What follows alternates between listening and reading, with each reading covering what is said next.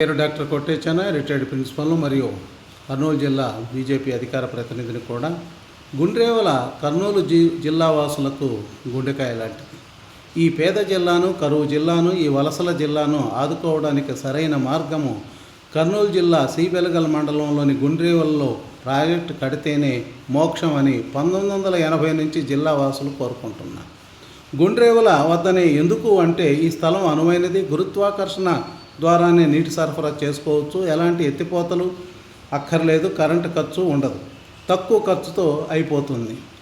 శ్రీ కోట్ల విజయభాస్కర్ రెడ్డి గారు కోడుమూరు నియోజకవర్గానికి చెందిన వారే కాబట్టి వారు ముఖ్యమంత్రి అయినప్పుడు ఈ కళ సాకారం అవుతుందేమో అని చెప్పేసి చాలా ఆశించారు ప్రజలు. కానీ వారు కేవలం 1.2 టీఎంసీల కెపాసిటీ గల సుంకేసల రిజర్వ్ పైన దృష్టి పెట్టారు.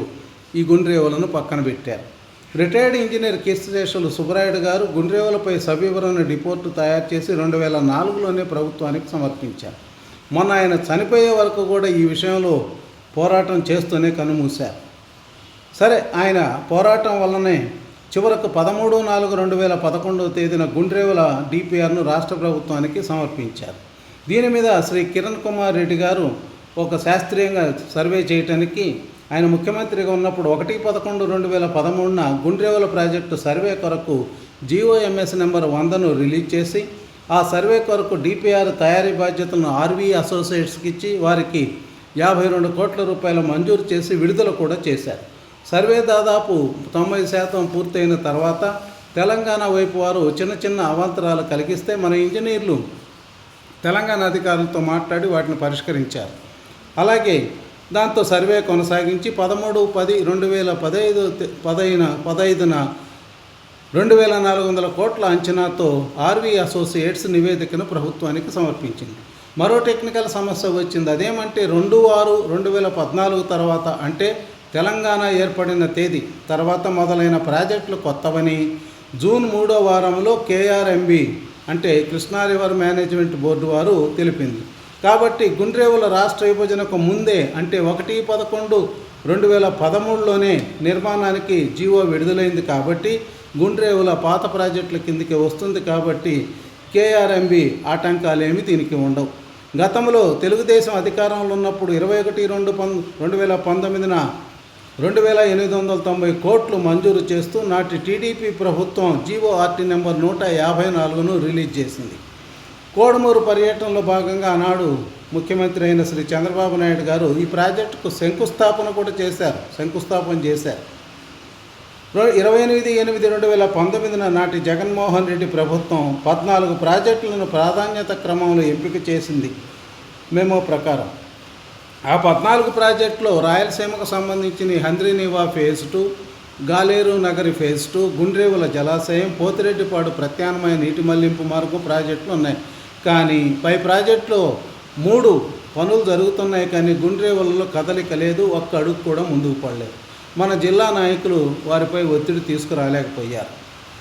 ఈ ప్రాజెక్టు ఖర్చులు కాలం గడిచే కొద్దీ పెరుగుతూనే ఉన్నాయి. 2019-20 SSR రేట్ల ప్రకారము మళ్ళీ అంచనాలు తయారు చేసే 4330 కోట్లు పెరిగింది.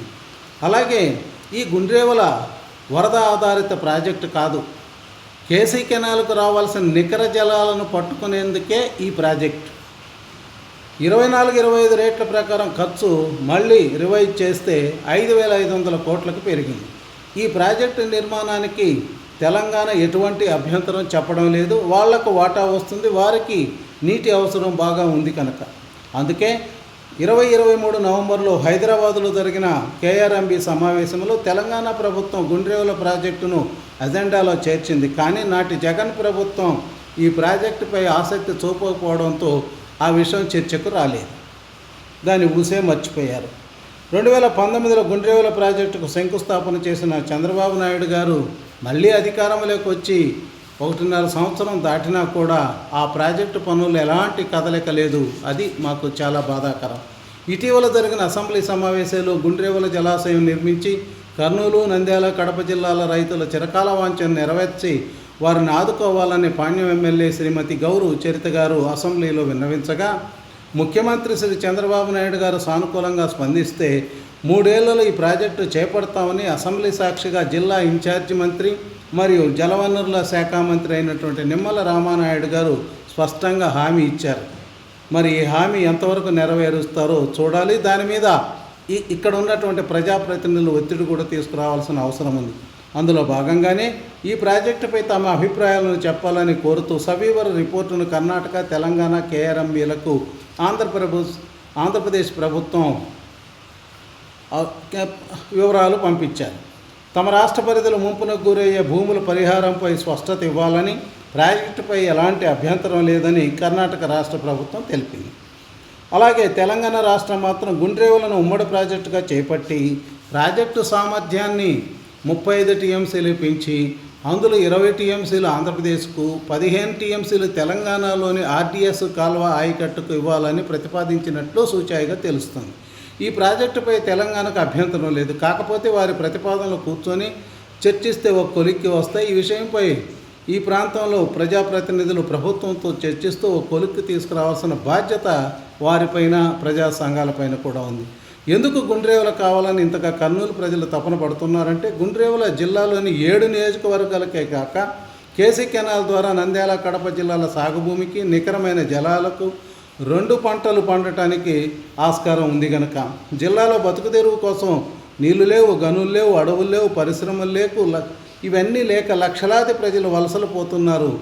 ఉన్నవారు కూడా తిండి కోసం నానా తిప్పలు పడుతున్నారు. చివరికి తాగునీటికి కూడా కిలోమీటర్ల పరిధిలో బిందెలు ఎత్తుకొని వెళ్లాల్సిన దుస్థితిలో 75 ఏళ్ల తర్వాత కూడా ఉన్నారు. కర్నూలు నగరంలో 2 నదులు, తుంగభద్ర, హంద్రీ నదులున్నా, కేంద్ర ప్రభుత్వం జలజీవన మిషన్ ద్వారా నిధులు అందిస్తున్నా, నగరంలో ఉన్న 7 లక్షల జనాభాలో 3 లక్షల జనాభా నీటి కోసం 2 రోజులు 3 రోజులు ఎదురు చూడాల్సిన దుస్థితిలో ఉన్నారు. ఈ ప్రాజెక్టు వస్తే కర్నూలు నగరం, కోడుమూరు పట్టణం, అలాగే వాటికి తాగునీరు, అలాగే 2,65,000 ఎకరాలకు సాగునీరు, 659 గ్రామాలకు కూడా తాగునీరు అందుతాయి. ఈ పొలం సాగులేకొస్తే వ్యవసాయ దిగుమతుల ద్వారా అనేక వ్యవసాయ ఆధారిత పరిశ్రమలు, తద్వారా ఉపాధి అవకాశాలు లభిస్తాయి. ప్రజల ఆదాయం పెరుగుతుంది, తద్వారా ప్రభుత్వ ఆదాయం పెరుగుతుంది. సాగునీరు, పరిశ్రమలు, గనులు ఉండటాన నంద్యాల జిల్లా చూడండి ఎంత బాగా, అక్కడి నుంచి ఒక్కరు కూడా వలసపోరు. ఎక్కడికి కూడా నీటి వనరులు ఉండి కూడా వాడుకోకపోవడంతో ఈ కర్నూలు జిల్లా ప్రజలు వలసలు పోవడము ఈ జిల్లాకు శాపమైంది. అందుకోసమే గుండ్రేవులని గుండెలు అవిసేలాగా గొంతు చించుకుంటున్నారు గత 50 ఏళ్ల నుంచి. కర్నూలు ప్రజానీకం, పాలకులు స్పందించి ఈసారి కూటమి ప్రభుత్వం హయాంలో ఈ బృహత్తర పనిని సాధించుకోవాలని విజ్ఞప్తి చేస్తున్నాం. మేధావులకు, ప్రజా సంఘాలకు, ప్రజా ప్రతినిధులకు, ప్రజలకు కూడా. Thank you.